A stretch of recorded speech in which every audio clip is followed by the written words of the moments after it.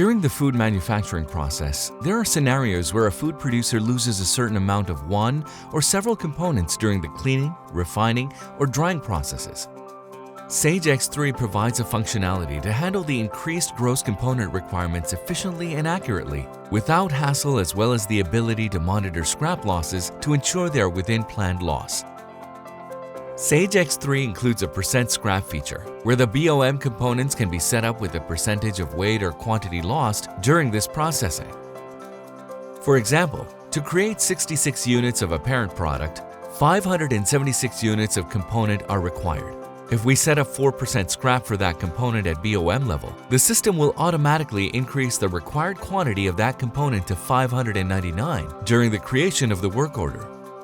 The increased quantities are visible under the requirement quantity column in the work order. Sage X3 can then also report on the actual consumption to calculate actual yields. Pani, transforming businesses.